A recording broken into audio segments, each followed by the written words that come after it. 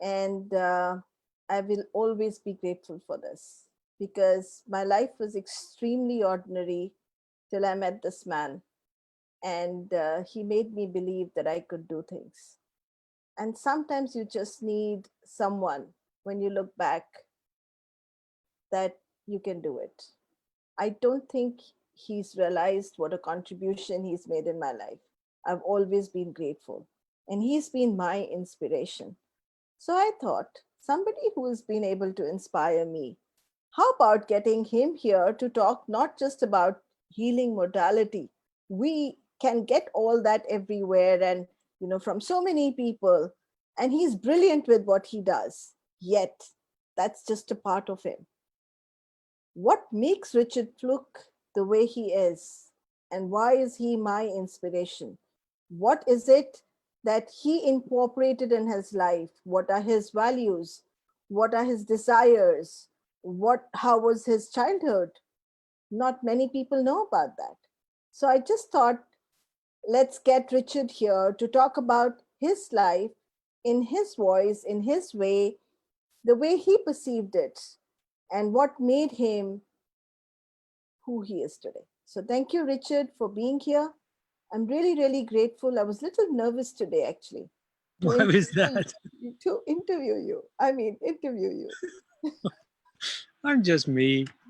Come on, Richard. Just, No, just doing what I do. yeah. I Yeah. must tell you guys a little story here before we let Richard speak. And this was about when I was a child. I used to watch this movie which was called the Star Trek. How many of you watched Star Trek? Have you seen Captain Kirk in that Star Trek? You talking about the old Captain Kirk? Don't call him the old one, but Well, okay. the original one. Let's call him. And when I first saw Richard Flook and he became my teacher, and this was when I was staying in Prague, I looked at him and I said, oh my God, that's Captain Kirk. And it was almost like my childhood eh, characters that I had looked at had come to life in real life. So thank you, Richard, for being here. I'm really grateful. Thank you. Thank you for allowing me to share and hopefully inspire some people along the way. So we have my family here. I think it's a dog and Oliver and a friend and my wife. There we go. So you've got the whole family all in one go. Oh, there we go. Except the dogs following on behind you didn't see. Yeah, so we are in a strange time, but I've been here before. And I wanted to share that with other people. I'd been through something very similar to this. And I think the thing is about this time is it's a time of change. It's a time of difference. It's a time to get rid of the old and embrace something new, something different. We are always evolving. Always. We cannot sit on our own and just expect the world to give us whatever we want. It's important that we um, move on, and I think that you've been very inspiring in that way, Anu. Because when I met you, it was in Prague. It was a wonderful training, and there you were. I think one of the few English-speaking people, and you're in the front. And I was speaking in English. Everybody was listening in Czech, and it was a wonderful time, and it really was. So thank you for being you and being able to letting me at least inspire you to believe in yourself, and that does come from believing truly in ourselves, even though through absolute adversity it can be the most challenging situations. And we've all been there, Yeah, haven't we? And I know you have. absolutely. Richard, could you take me into your childhood and tell me what your mom and dad were like and what were you like as a kid? Well, yeah, I was a very happy go lucky child. The world was um, full of a silver lining. Everything was great. I didn't really know any different about anything. Uh, I do remember one particular time. I don't think you know this story though. Uh, they had some aspirin, um, which was something they gave to us as kids to, if we had a problem, which I've since learned aspirin's not very good for you. But anyway, they had these childhood aspirins, and I loved the taste of them. And I was just very inquisitive and never wanting to stop exploring. And they had this very cool medicine cabinet, and this cabinet was at the top in the kitchen, and it was difficult to get into. You had to really work it out and press sort of various buttons, and I was only small. So I worked out how to do that one day, very late at night when everybody had gone to bed, and I swallowed this whole bottle of childhood aspirin. I went to bed. They were tasty, really were, and I had no idea they were poisonous. my older brother went to my mum and dad in the middle of the night and said, "Richard's swallowed all these aspirin," and I went, and I don't think it's right. And of course it wasn't. I was rushed to hospital and I had my stomach pumped. And I remember them showing me this glass bottle full of all these sort of half dissolved aspirin. I was absolutely fine, but boy, that could have really taken me out. So that was just this inquisitive nature. That was one of the first things that I remember. And also I had this horrendous snivelly nose. There's pictures of me with a bib underneath my nose with all this sort of stuff down there. I don't think any different, but apparently it was a problem. But that has stuck with me all my life, and I've since found out what that really is, and it's a lack of zinc. Yeah, it's go figure. So zinc is very, very important to us, and it shows up on your nails with white bits. And I've always looked at my nails and thought, I've got white bits on my nails. So zinc, taken zinc, nose is cleared up. Instead of that, I had operations, adenoids, tonsils removed, and horrific operations, which they still do to even to this day, completely unnecessarily, when it really is just a lack of zinc. And that, I think, is the key. So my childhood was like that. It was always looking at life and going, hey, it's great, but how can I make it better? How can I enjoy life? And then I've got myself into trouble along the way, but always come out the other end. I'm still here even now. But the story is quite interesting because it has shaped me, definitely. My mum and dad had a quite challenging relationship. They were in the swinging 60s, and my dad and mum, my dad was very successful. And because my dad was very successful, he was always at work, like an Indian man, I guess. And my mum was at home with 3 children. Wow. And yeah, a lot of work. And I remember my mum telling me later on in life that my father, instead of really loving her, he would give her, say, washing machines and vacuum cleaners and household appliances, which were really well appreciated by many people, but that's not what she wanted. She wanted to be loved, to be held, to be given flowers, diamond rings, all those types of things. But this is the want of a woman and a man really having no idea what a woman truly wants. There's just been another challenge in all our lives, I think, whether we're female or male. So they had a very challenging time, and it was the swinging 60s. So what happened was, it was times when you would go to parties and the men would throw the car keys in a bowl, and the women would take out the car keys, and then they would go and sleep with whoever they had the car keys of. I don't know how often this went on in my family's life, my mum and my dad's, but I think it did a couple of times. And as they were exploring sex, it was 60s, so the sex was really important. And during that time, my mother, because of these challenges, met someone. met someone that she accidentally fell in love with. Um, Accidentally or whatever, she fell in love with this person, and uh, and that was really challenging because my dad was trying his best to keep the family together, so on and so forth. It's a long story, but essentially, um, the story goes this way. I mean, they were obviously having a challenging time, and my my dad said to all three boys, I'm the middle one, your mum wants to see you. This is one day out of the blue. Your mum wants to see you up in the bedroom. And we go, oh, wow, got something to tell us. It's going to be great. Going on holiday, doing something. I don't know. Life was good. Life was really good. So we all waltzed up there. We waited with bated breath at this door. My older brother went in quite happy. And I don't know, it didn't seem very long, but he came out and he was crying his eyes out. And I went, oh my gosh, it was like lambs to the slaughter. It was horrific.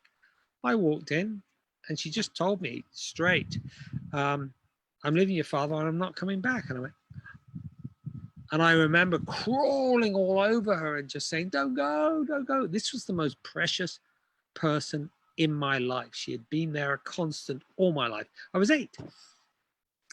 And suddenly she was gone, just like that, gone. Same thing happened to my younger brother. It was horrific. And I still remember that time. I've done a lot of work on clearing that out because it certainly had an effect on my life. Anyway, so this went on and she moved a long way away, about an 8 to 10 hour distance away from where we lived in near Bristol in the United Kingdom, up further north. And there were no motorways, no highways, no plane flights, train very difficult. You couldn't pick up a phone and phone easily without it costing a lot of money. It was not good. It was not good. And we used to see her during the holiday periods, December time, in the April time, and then the summer holidays being in England time. And so we did this consistently for several years. And then one day, I remember this distinctly. We were all playing in her house one summer, where we used to go and be with her and her new husband. And these were joyous times too. And there were joyous times with my dad, and he had multiple relationships during that time. But it was joyous times. And then so one day she bolted out of the house. What happened there?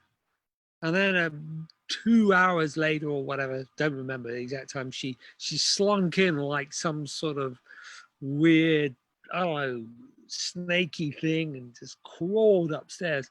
And that was the day that she was diagnosed with breast cancer. I didn't know that at the time, but subsequently worked it out. Now, she fought this breast cancer. We saw, as I said, during December, during April, and during summer holidays. And slowly but surely, she just declined. And I do remember a very interesting time where she was talking to me about breast cancer and everything that she knew intuitively she wasn't going to survive. And she actually showed me her scar, which was really horrific. And I kept saying, no, Mum, you're going to survive. How does the most precious person in your life die? That doesn't happen. It just doesn't, But it was several months later, and I was lying in my bed, and my dad, it was during the school time, would always come in, open the door and say, hey, son, time to get up. We've got to go to school. And of course, as a kid, you'd turn over and go, oh, I'm not getting up. But anyway, one day he came in and he unusually sat on the end of the bed. I hadn't heard from my mother for 6 months. And he couldn't look me in the eye, and he said, I got some really bad news for you, son, and your mum died last night. And like I said, I hadn't seen her for 6 months. And that sort of, penny dropping. Okay. Oh, well, so we were devastated, all three boys. My dad couldn't handle it. My stepmother, just in a mess, because she didn't want to do with 3 grieving boys. So we went off to school. I was 12. It was 4 years later, 3 and a bit years later. And I remember that was a very significant day. And it shows you from an inspirational point of view, and I'm sure you've all been through something like this, when you've been through horrendous adversity, and this was adverse, your decisions are very important. So be aware of them. And this was a day that I made a decision, and the decision was, I am damn well going to find a cure, and I use that word, I'll come back to the word, for what killed my mum. I since learned that I can't use the word cure, that the only people allowed to cure people are medical doctors. And actually, talking to medical doctors, they say you don't cure anybody anyway. And I also say, well, the only person that cures a person is themselves. We'll go on and talk a little bit more about that. So that was my mum's situation, and it was not good. We went to a funeral. My father in that time had remarried. Was he remarried? Yeah, he had remarried, but he had some serious relationships along the way. Relationships, again, in adversity, modeled me and made me who I am, in as far as these relationships made me look at relationships with women from a male perspective and go, I can't live my life like my dad did. He had so many challenging relationships. My mother taught me a lot about men. She said, don't do certain things, do this. And it did. My life was different because of that. And I think at the end of the day, what is really inspiring is that you can live your life in two ways. You can either be a victim and just say, well, it's really bad and I can't achieve anything and life's terrible. Or you can pick yourself up and go, even in the most horrendous adversity, and say, I can't see that light. I can't see that silver lining, but I have to open my eyes up. I have to open up my eyes and look around, because somewhere there is some light. And hopefully in my life, I don't think it's ever, I've been in dark places, really challenging places, but I've always had to look around. Sometimes it's behind you or left, up, right, down, you don't know where, but those are the places where you've got to find the goodness, because if you don't, you're going to end up, well, in somewhere worse. So Does that? Richard, Yeah. what is one thing that you really learned from your mom? And what's one memory, if you can go back and look, that you really cherish, that like has stayed in your heart despite all the separations? Well, that's it. I'll talk about the past and I'll talk about now, I guess. What really inspired me about her, what I do remember her, was her unconditional love and my unconditional love for her. I loved her with my whole entire heart. And it is something about me I've since understood, that heart is open wide in me. Even now, I get myself into trouble because I trust people. I trust because this is who I am. It's an open heart, and I love people, and I really look at people, and I genuinely believe that people are good. Really, whole deep down that they're good. Now there are people that aren't, obviously. And I've had to learn from that. In fact, very recently, my wife said, you have to ask another question. Do you like someone? And I go, yeah, I like a lot of people, but do you trust them? And that's a very interesting question to ask. So I've had to learn that question. But for my mum, the love was just unconditional. And even she said, I loved you more than I did your brothers, which was a good thing and also not quite so good, because I love my brothers equally.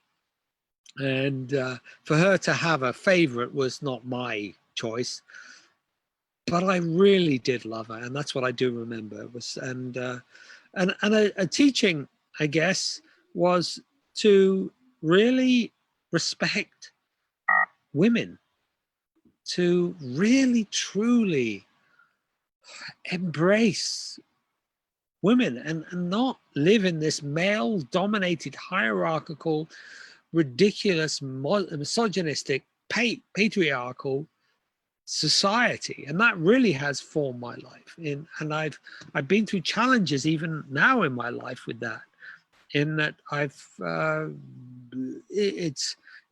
had to sit down with my wife quite recently and say, look, the decisions I've made as a male have been disastrous. Disastrous. It's cost us a fortune. Let's work together. Not with me going, oh, I'm right because I'm male. Not that I really ever believe that, but it's sort of to listening. And what I notice now is when I do that, and I really notice this from my mom, is this pure beauty and essence that women have. And you, as women, if you're listening, you'll understand this, that a man can be very aggressive. It's who we are. We're fighters. We're very focused. And this is what we do as male. That comes very naturally. But a woman, there is a gentleness, a true gentleness. And for a man to listen to that gentleness, he has to stop and sit and relax and ask and listen. And then that little voice will come from a woman. And it's not strong and it's not powerful, but it's there and it's full of wisdom. It's full of so much beautiful energy. It's that yin, it's that yang of the female and the male. And that is something I really have had to learn and take on board from my mother. So that's what that is. Plus one other thing, she's not gone. She's still here. She's still around and I still converse with her, which is something else I've had to learn. And I think many people here will appreciate that, even as a man, I know that these people, these beautiful people we love and cherish, they're not gone. They're just in a different realm. And our job is to learn how to communicate with them. Because if we don't, we're on our own. And so I regularly communicate with my mum and she answers. And so I still had that beautiful connection, but she's just not here in this reality where we are. You lost your dad very recently. Yeah. I'm sure he's left an impact in your life and he's also taught you many things. So what did you learn from him? I learned from him many business things, more so than anything else.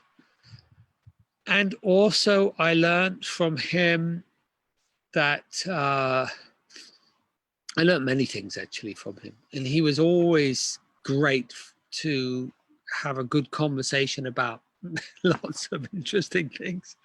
And he was fun to be around. I really loved being around him. And he had his challenges. I think one of the things I learned is that as a child, you think your parents are invincible. And as you grow up, you dismiss them and think that they don't know anything. And later on, you realize they know a heck of a lot.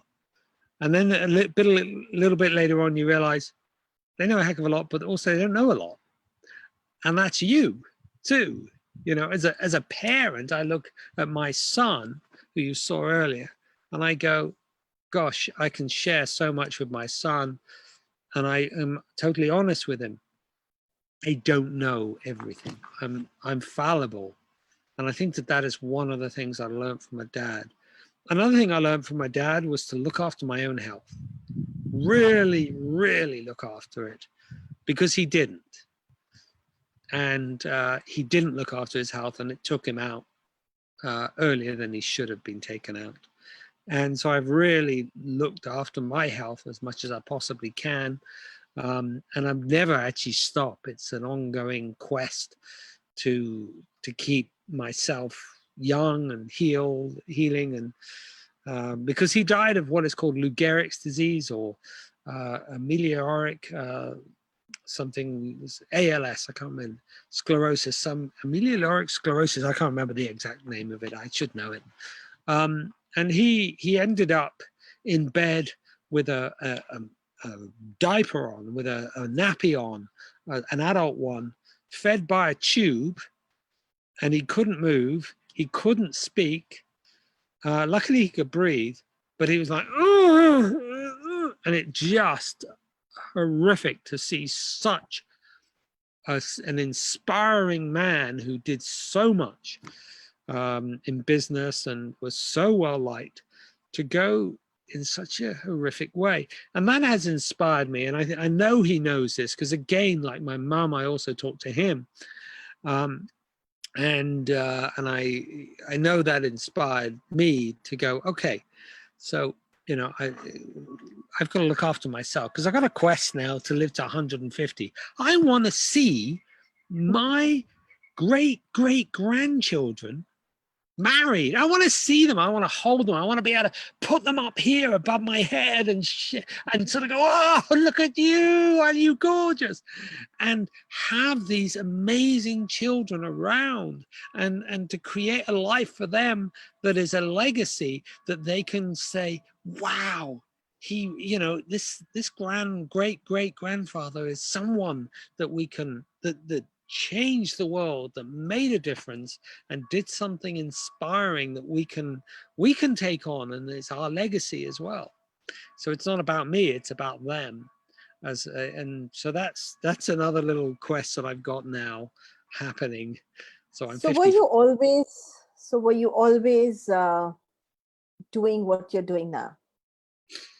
I look back on my life and I think, actually, yes. I really, Okay. So were you in the same profession? I think I was. I mean, my mother's death really shaped a lot of things. I really do believe that statement back at age 12. But even before that, I was thinking to myself, why don't I always have the energy that I should have?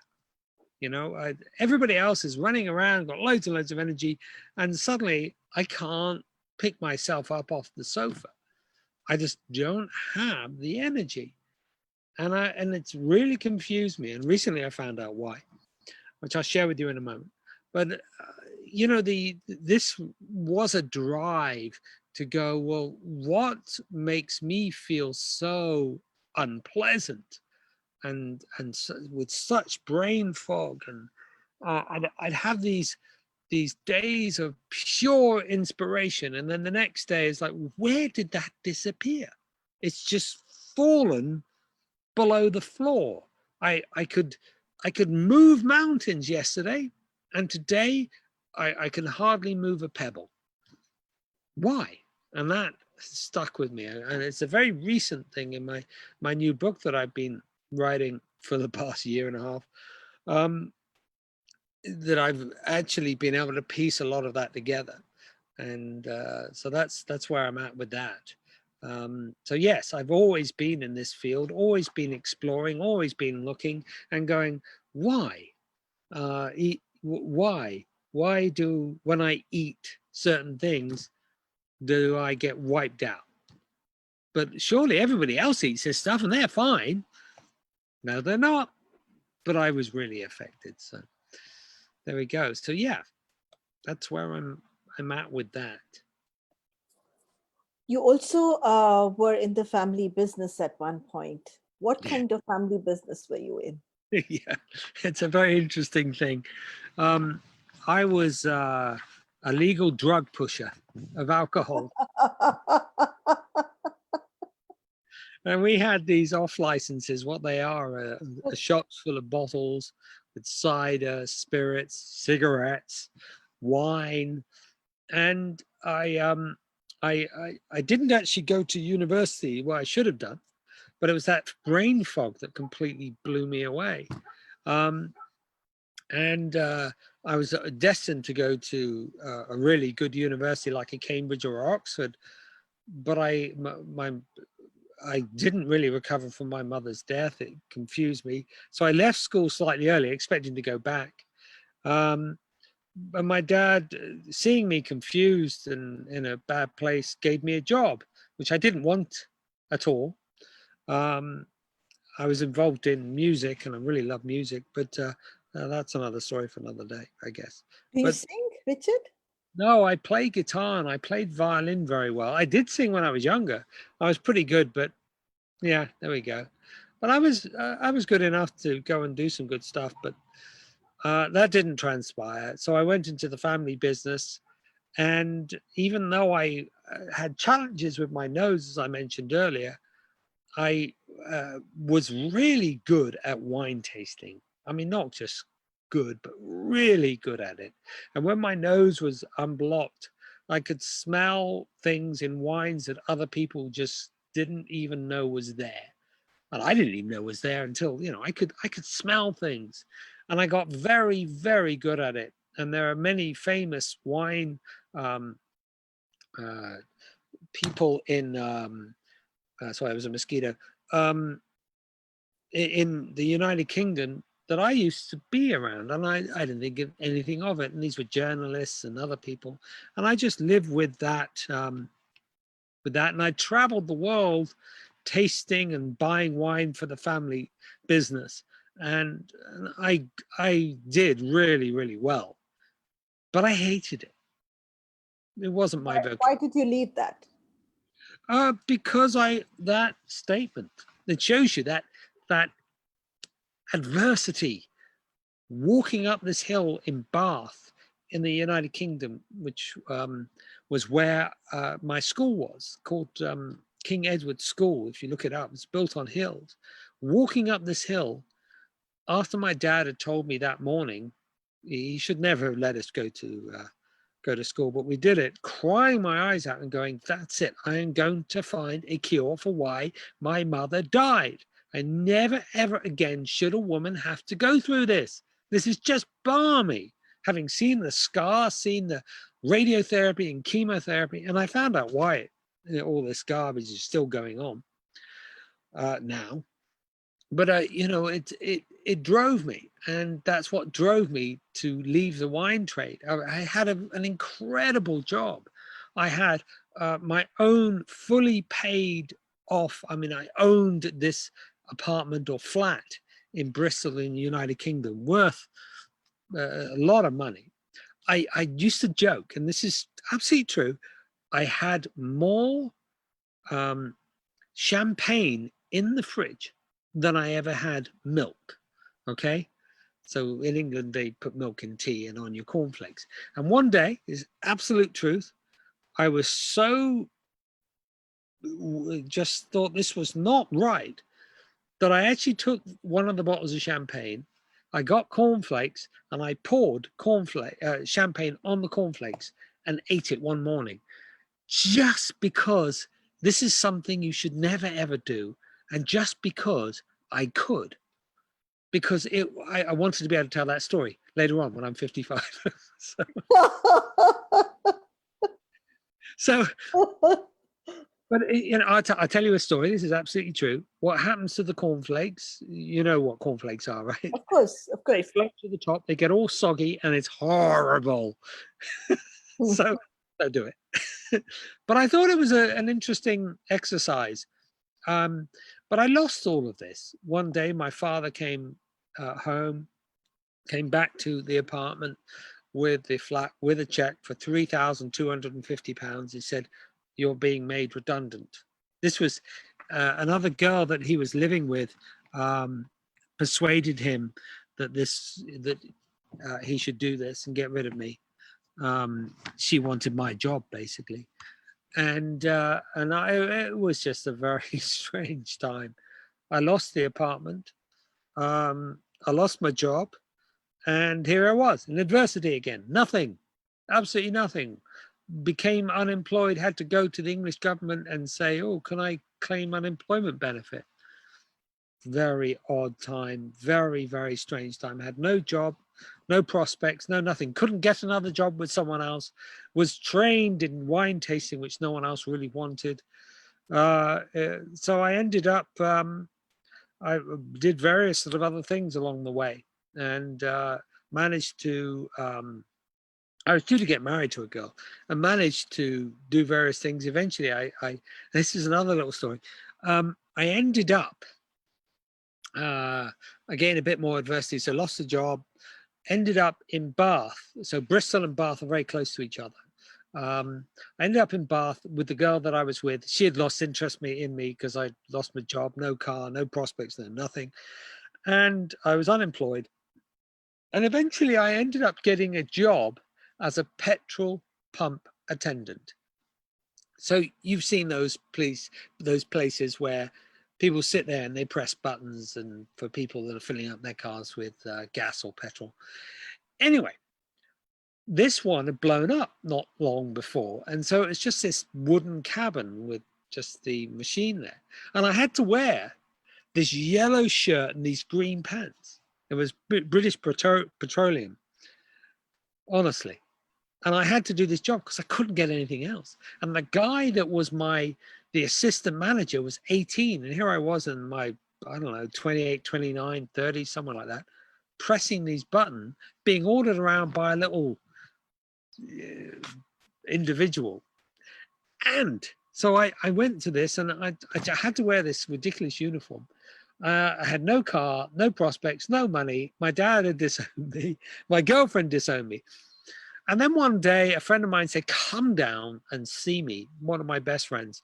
And I managed to get some time off. I went down to see him and he played a tape to me of a guy called Brian Tracy. And it was the psychology of achievement. And I'd never come across any of this stuff. And I remember it. He just put the tape in. He says, listen to this. And this American guy started talking. And I said, I'm not listening to any of that American claptrap. And he turned around to me and he said, Richard, when I met you, you were wine tasting, traveling around the world. You had every month you were away. You had your own car. You had a beautiful girlfriend who's going to become your wife. You owned your own apartment, your own flat. You had champagne in the fridge. You had a recording studio. You had everything. Now what have you got? Your girlfriend hates you. You've got no job, really. Honestly, you've got nothing to show for yourself. Your dad hates you. Your girlfriend, honestly, I don't know why she's still with you. Grow a pair of whatever and listen. And I talk about dressing down. And that was one of those real aha moments. And I listened to this stuff, applied it, and it worked. I was absolutely flabbergasted. So this is where I started to learn more about something called neurolinguistic programming, which I went off and started learning. And I learned this stuff and was going off to become, this is part more of a story, going off to become a master trainer, which is as high as you can possibly get in this field. And I'd done about 5 years of this master training, which meant literally every year going back to a master trainer's training, spending 3 weeks in a year. By this time I got a job back with my father and was doing other great things. And long and short of it, I managed to pull myself out of this adversity.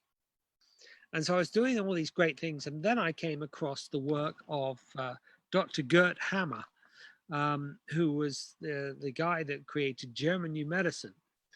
And all of his work was in German. I loved his work, thought it was incredible. He was a maverick. And then another guy called Johannes Fischlinger, who I know you know, lovely man.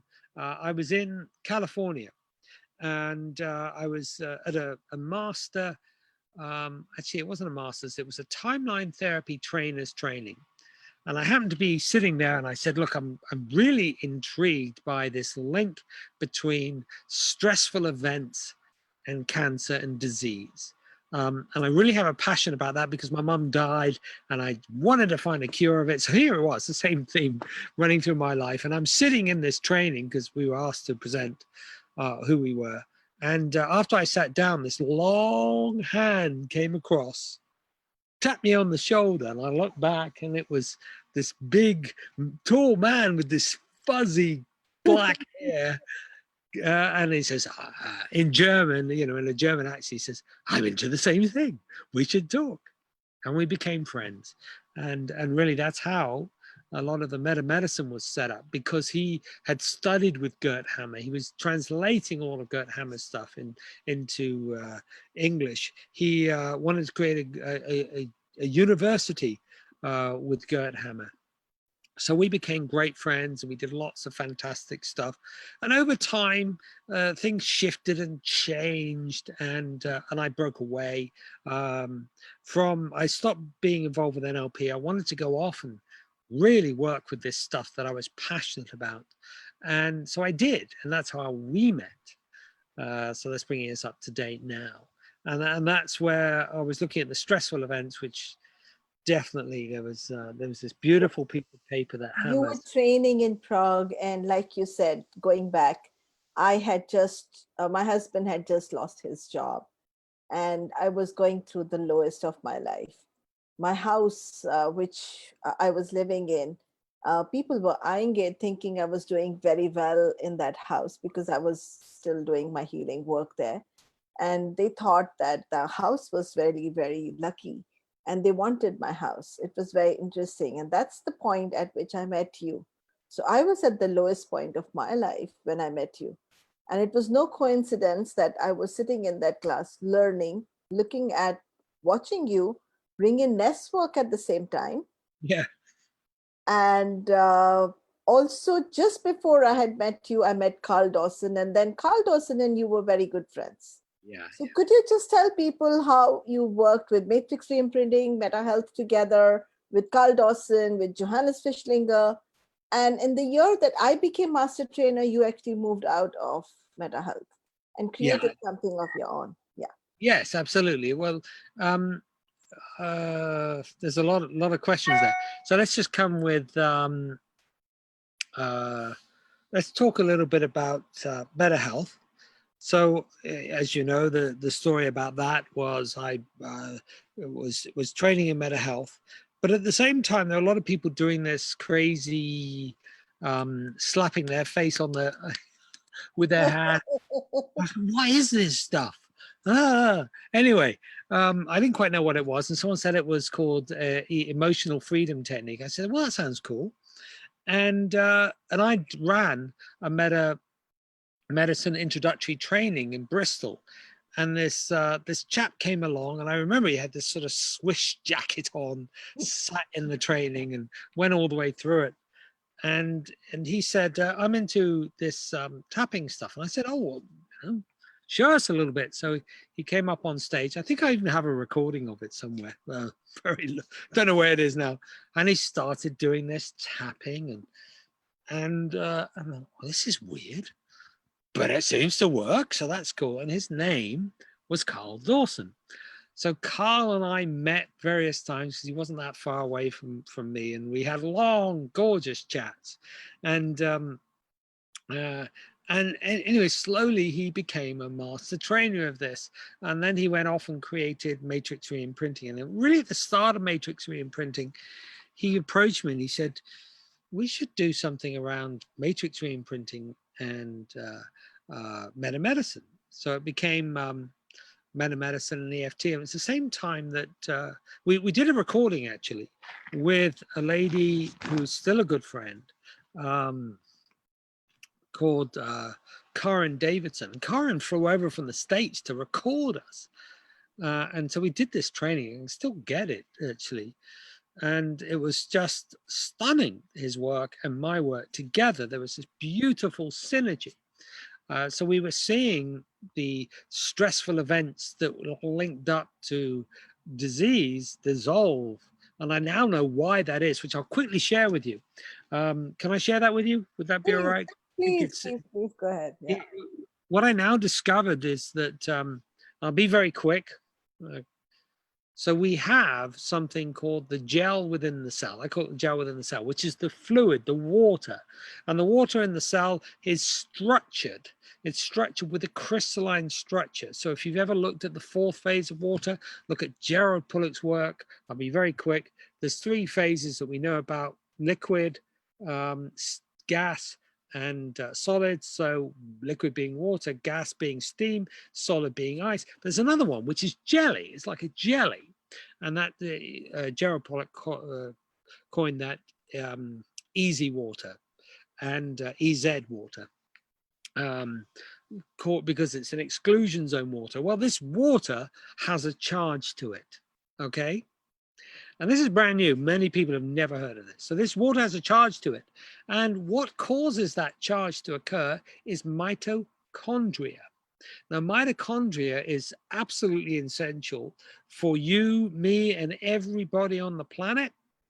If you don't have mitochondria, you are dead. Period. You know, you're done. So, in a nutshell, you have mitochondria inside a cell. And just to give you the quantities, in your heart, in your retina, in your brain, you have 10,000 mitochondria per cell. A woman in her ovaries, 100,000 mitochondria per cell. So what's so great about that? Or, well, you might go, yeah.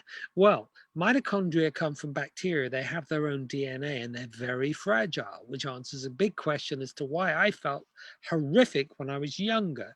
I felt horrific when I was younger is because I had been vaccinated. I had had mercury fillings.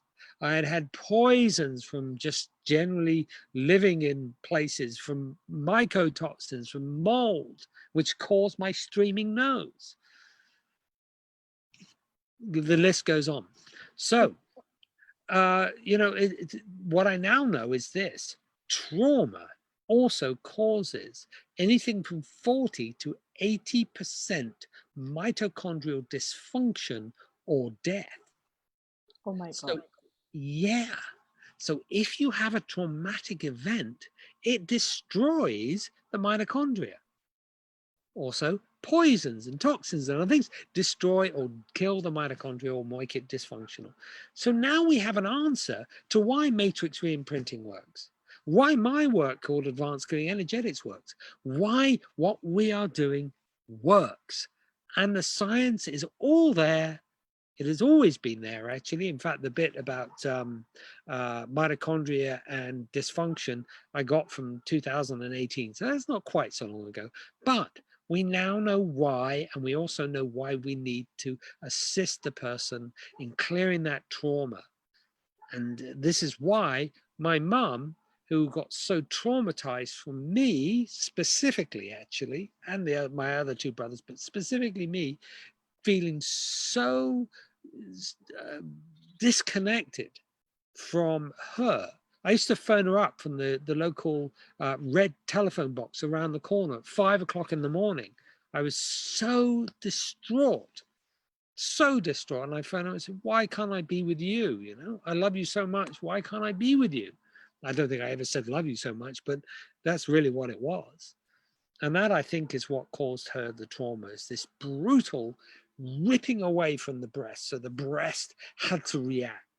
So therein lies the answer to the question, how do you cure these things? Well, I can't cure it, but I can assist people in being able to cure their own stuff by releasing the trauma, which then allows the mitochondria to refunction, to structure that gel within the cell so the cell becomes and works properly. So there we go, done full circle. Now I've Wow. got some answers, which is why I can say, yeah, maybe there's a chance that I can live to 150. And also, I don't have to go through that brain fog. And also, I don't have to suffer, which over something, what is it, 30% of people are going to end up with Alzheimer's now? Isn't that interesting? Yes. So adversity, yes, it kicks you up the backside. But if you have enough nous and you can pull yourself forward and go, I'm going out of here. I'm not sitting in this shithole. I'm pulling myself up out of it because I can smell the roses. I know it's there somewhere. Then do it. You got to do it. You can't, it's impossible for you as a human being to stay in that place. You are designed, you are purposefully designed to pull yourself out, and no one else can do it.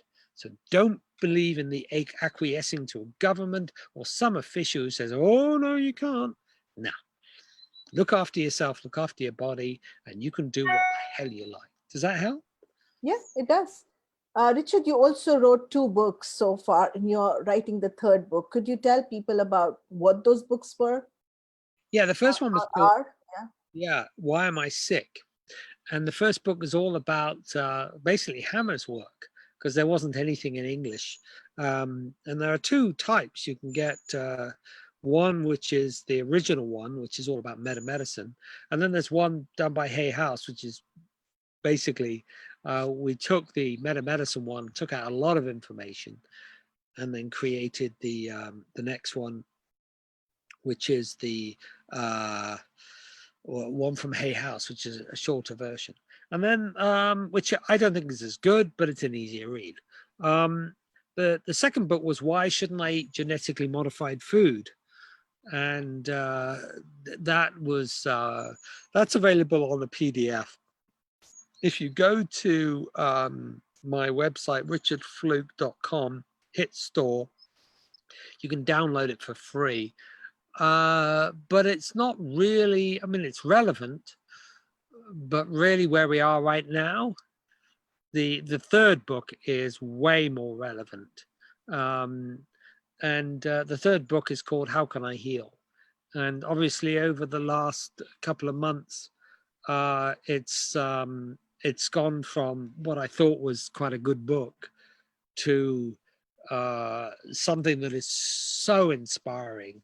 Even I wake up in the middle of the night going, where did that come from? And of course, I'm channeling this stuff from my mum and my dad and wherever, from other people or other guides, bringing in stuff that I didn't even have a clue about. So vortex maths, for example, and the torus that we have around us, which emanates from our hearts, and sonoluminescence, which is creates 0 point energy and all the known elements on the planet.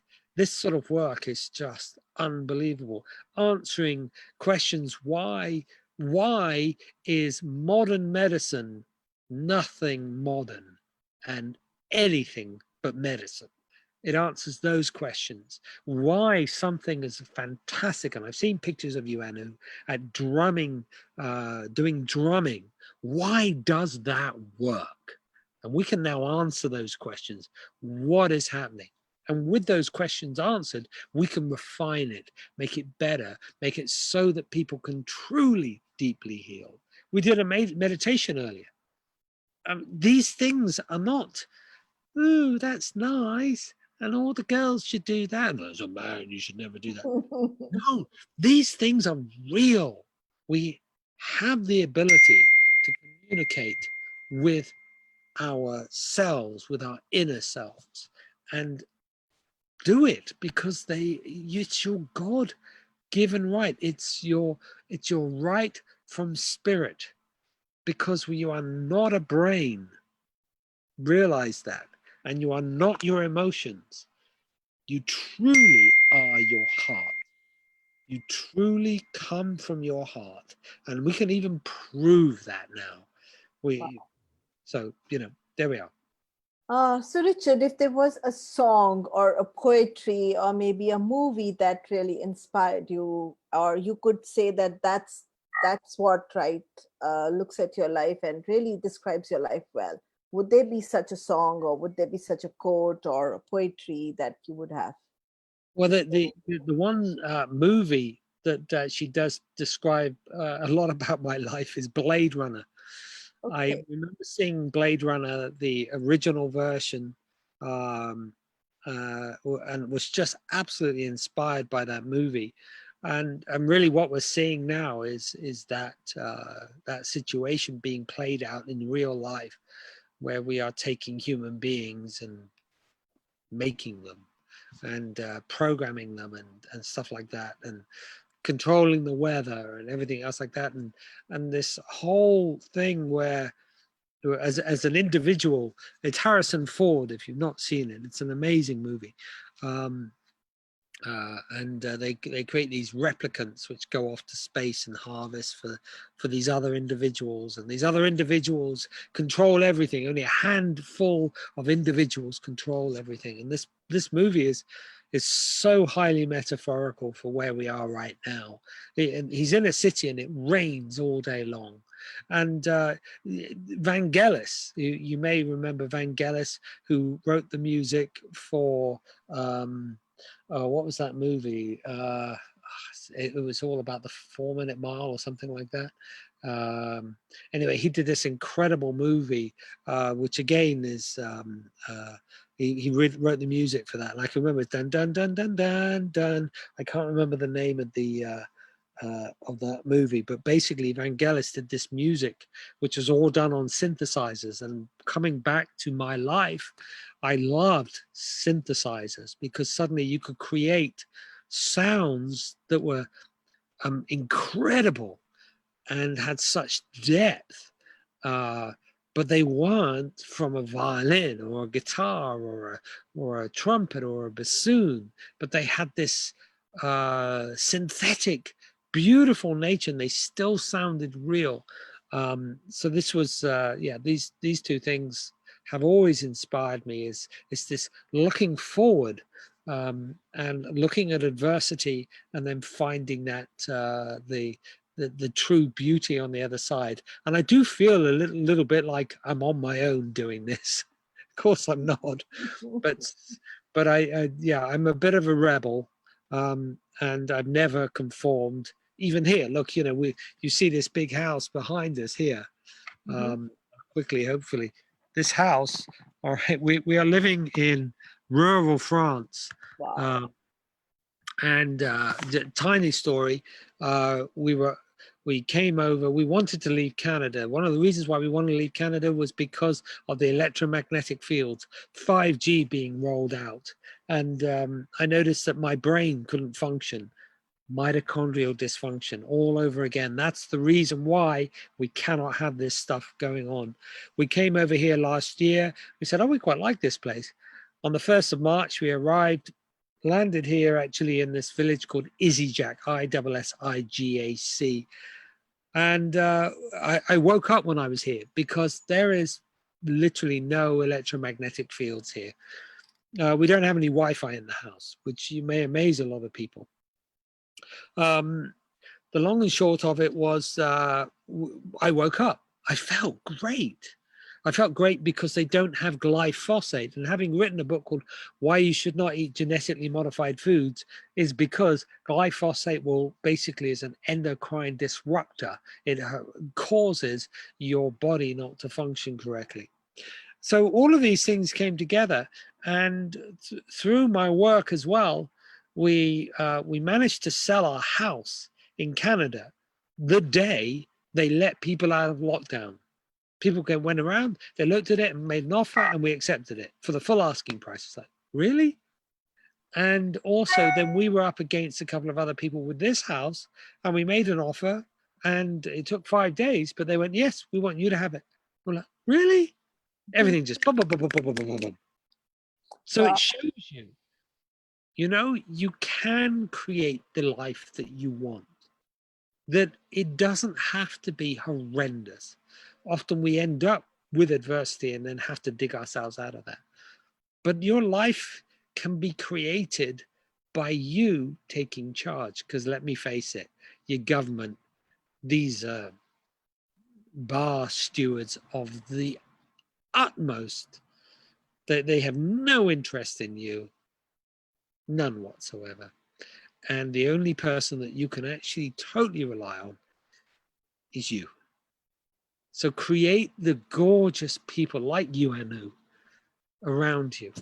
Create the friends, the friendships, the companions, the community that is going to serve you. Do that, even if you're in the worst possible state, because there are people in the world who will pick you up if you just go and be with them and open your heart and say, I can feel, I can smell the roses. Someone will come down and they'll pick their hand up and say, yeah, Come. I don't care how. And they might say, oh, I'm so smelly and dirty because I've been sitting in shit. Fine, come on out. Just make the effort. You've asked. We're here. And you know what? Things like that can happen. And I've seen it over and over again. But you have to have faith. And it's important that you do the work and realize that you are interconnected. And I'll say one last thing before we finish here. Something brand new, absolutely brand new. You haven't even heard this, Anu. This comes from Peter Fraser, actually, the general inspiration. Peter Fraser was the chief scientific officer for NES Health, and he was my mentor. I didn't even know he was, but he was a mentor. He was a beautiful, beautiful man. And he said, everything starts with the heart. I went, gosh, what a statement. I've since found out that to be true, absolutely true. So if we think about, if we set up a goal from what your heart wants, and by the way, this is why we're in the mess that we're in the world, it's because someone like Bill Gates does not have a heart, but you do. So go down into your heart and ask your heart, what do I truly want? And it will show you the love. It will show you the joy. It will show you the people that you want to be around. It will show you a house, a place to live, and these things to do. And by the way, you may think it's impossible, but it is. Go into your heart. And then from your heart, set the goal. Use your brain to give you the instructions as to where to go. Think of it like a car, and I'll tell you what I mean by that in a minute. And in your belly, this is your steering wheel. So how it works is the brain from the heart gets the information. The belly shows you fear, anger, loss, being submissive, and lack of community will take you off of your path. So it's your steering wheel. So think of it like a car. If you decide to go from A to B, you get on the road, maybe not in India, but in here, and we drive on the right-hand side of the road, right? Mm-hmm. That's your brain working. It says it makes more sense to drive on the right-hand side of the road because if you drive on the left, you're going to hit someone. Okay. I know not in India, but well, in Mumbai, but whatever. So that's your brain talking. Say, go at a specific speed, blah, blah, blah. If you go on the wrong side of the road, your emotions kick in and go, get on the right side. Okay. That's your rudder. That's your steering wheel. But your heart, if you trust it, will get you where you need to go. How's that? Very good. I have last two questions. Okay. One, during these ups and downs, did you ever think of taking your life? Yes, Can you tell me? absolutely. And I remember actually one particular time going, actually, it was a funny time. Everything was perfect. And I actually remember saying to myself, I could just commit suicide now. I could go. Everything's so good. Isn't that odd? That's a really strange place to be in, where everything is so good that it doesn't matter. It wouldn't matter. That was the first one of the times. And there were other times where actually I have been in a very, very dark place in my life. And I think the time when I was working out addictions actually, and I started messing around with addictions, which is written in the book Why Am I Sick? And during that time, I set up addictions inside my brain, and I went through manic depression. I went through addiction. I went through absolute hell, and I thought that I'd never come out of that. I played in a very interesting situation where I thought that I fell in love with someone who I should not have fallen in love with. And interesting, talk about repeats. She looked just like my mum. Wow. She lived an 8 to 10 hour flight away. Go figure. I even said to her, look, I'm in love with you. I don't want to be in love with you. I've got a beautiful wife. I've got a beautiful child. I'm not, there's nothing here. I don't need to be in love with you, but I've fallen in love with you, hook, line, and sinker, and I'm in a total and utter mess. And he said, well, I don't love you, so don't come here. I said, I don't want to come here. And that was a time when I said, well, what do I do? Because I don't know what to do. Maybe there's one way out, and that's to commit suicide. But it was a glimpse. But I know people who've been through it, and I've helped people through suicide, and it's been a really challenging time for them. So yes, I have been there. Thank you for your Those are the honesty. ones that come to mind. Yeah, thank you for your honesty, because often people think when someone becomes successful, they've written books and they've made it in their life, they would have never thought about anything negative in their life. But often in my experience, it doesn't matter where you were, and it's just like up and down is a journey. It's a journey that's important. We often concentrate so much on the destination that we miss out on the journey, and that's why the journeys are becoming so much more important for me today than just what you did, what you wrote in the book, because what are you made up of? And there's no book on you. The last question: what do you believe in? Do you believe in God, universe? Do you believe in something there? Because you're a rebel, you're a non-conformist. You're somebody, in Hindi language, we will say like taking panga, meaning somebody who will go out of the way to do things differently. And I've known people, either they've loved you or they've been on the other side. Yeah. And that's a choice people make. But do you believe in anything that's kept you grounded, that's kept you going even in those difficult times? Thank you. Spirit. I believe in spirit, and I believe in Mother Earth. I I I believe I'm not from this planet either, because I don't seem to conform. Uh, I believe in spirit, and I believe that there's way more than we are led to believe. And I'm always exploring. And I truly believe in love for human beings. And I believe that I truly believe that. And I believe that my destiny, I can choose. If I ask, then it will be shown to me, and I can choose which way to go.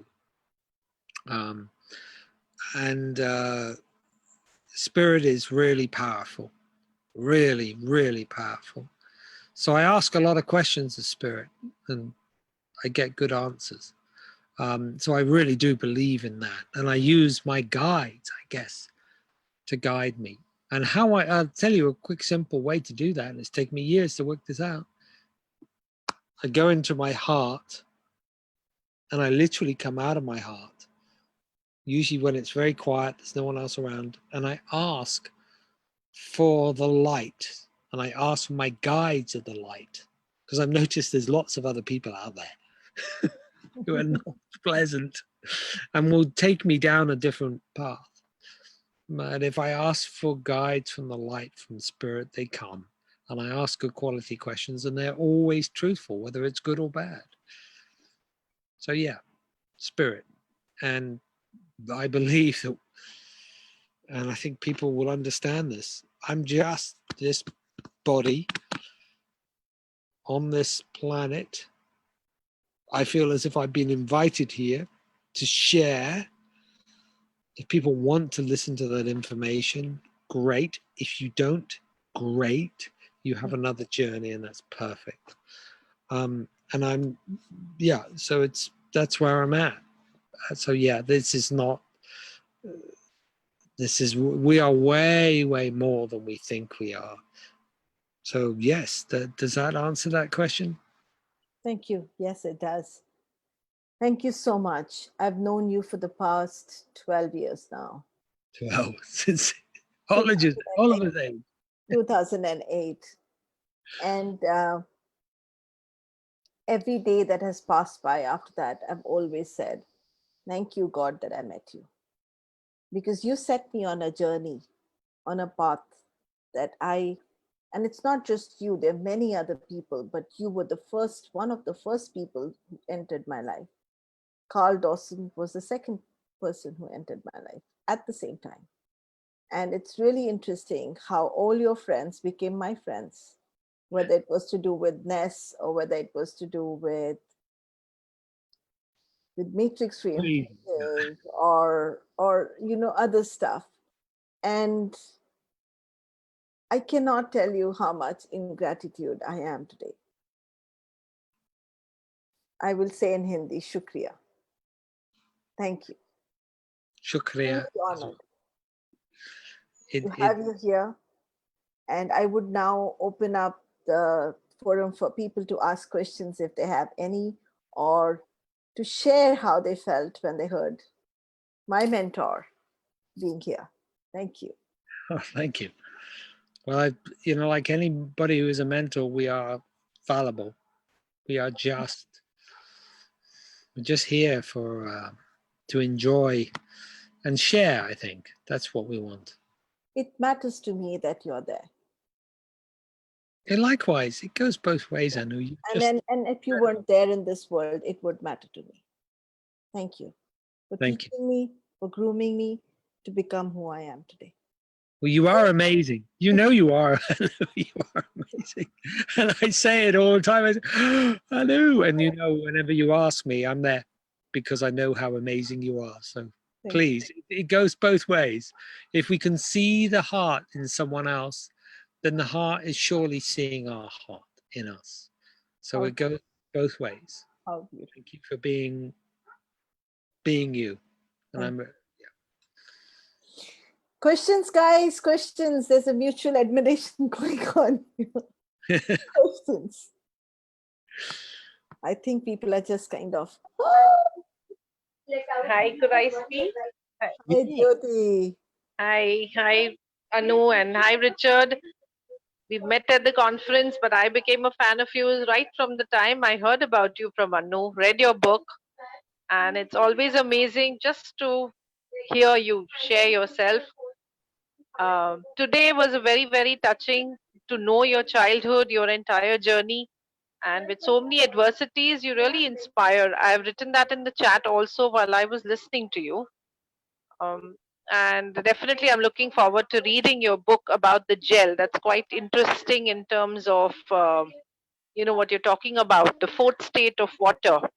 That's something great. Now, my simple question is.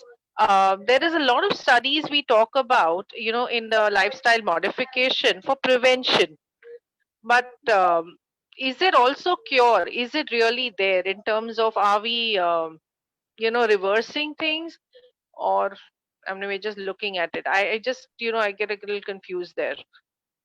Can you just share something on that? sure. What actually, I'll tell you a quick theme of what the new book is about. Okay. There are 5 simple steps, and this may answer your question. The Uh-huh. first step is we must clear the trauma out that caused the problem to go in the first place. If I said to you earlier that 40% to 80% of disease or dysfunction of the mitochondria is caused by these traumas. The second thing we need to do is we need to detoxify. So that might be a detoxify from people that are no longer supportive, so toxic relationships, and also toxic individuals. Plus, we need to go and clear out the toxicity in our bodies as well, which is rife, like mercury fillings and genetically modified foods and the geoengineering stuff that's going on at the moment. Third thing is inflammation, and inflammation is driven by the they call them the 5Fs, and I think in EFT they call them 3Fs. So the fight, flight, freeze response. But there are 2 more, which is fiend and also flop, which I'll just quickly add what that is. A fiend is a person who takes you away from your community, and flop is someone who's submissive. And these are very important as far as that is concerned, because this is exactly what we are being led down through with this present situation.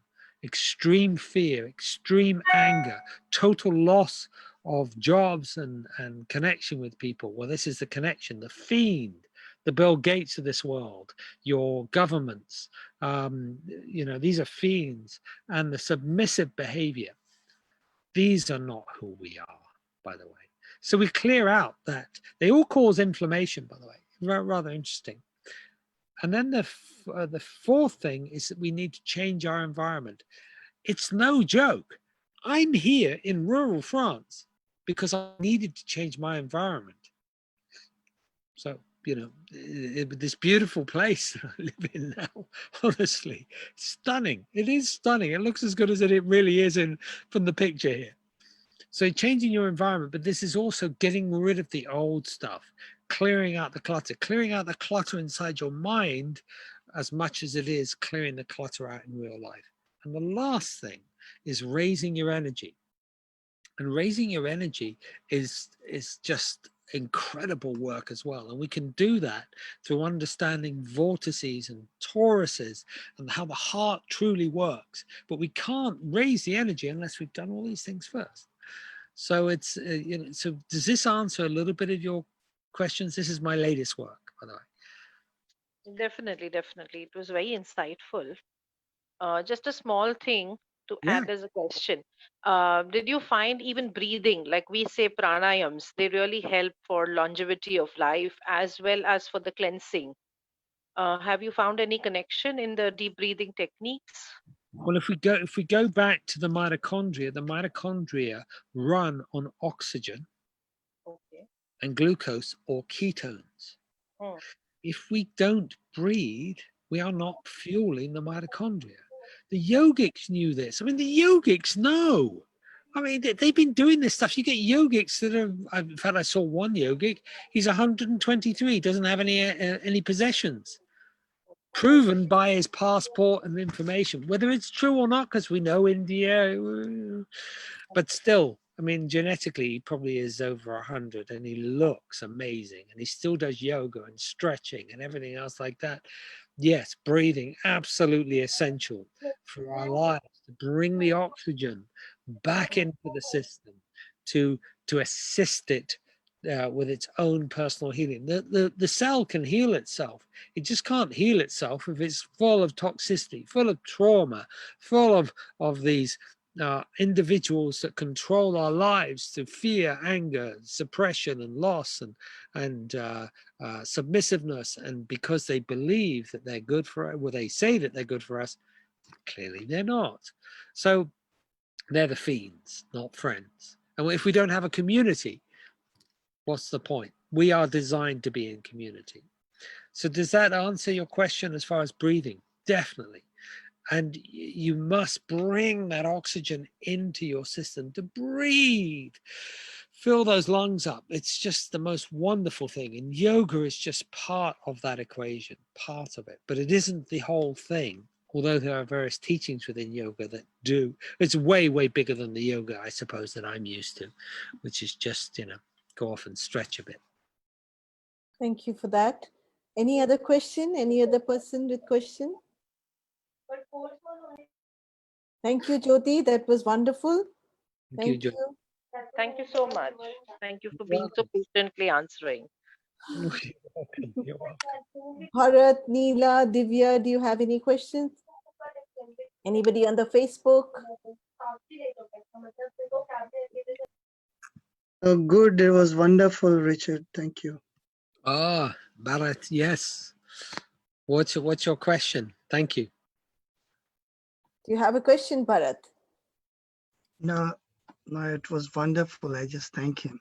That's all. Well, thank you. Thank you. It's a joy. Thank you. Thank you. Thank you so much. And okay, so I think people don't really have questions. And if they do have any, you can always send it across. And maybe, Richard, if you have I could add you to the group, but WhatsApp group would be difficult for you right now because of you don't use the phone, do you? I do have WhatsApp on my phone, but I rarely actually go on there. Right. But Uh, yeah. add me So to a Facebook group. I'm always on Facebook. okay. I'm doing my rebel bit. I'm just saying, yeah, have you seen this? Okay, guys. So thank you very much, Richard. Thank you, everybody, for being here. I'm really, really grateful. We will be meeting again on the 4th with new speakers, new people. Thank you, Richard, for connecting. And thank you. It's always a pleasure to be with you. Bye Always. bye, guys. Bye bye. Bye.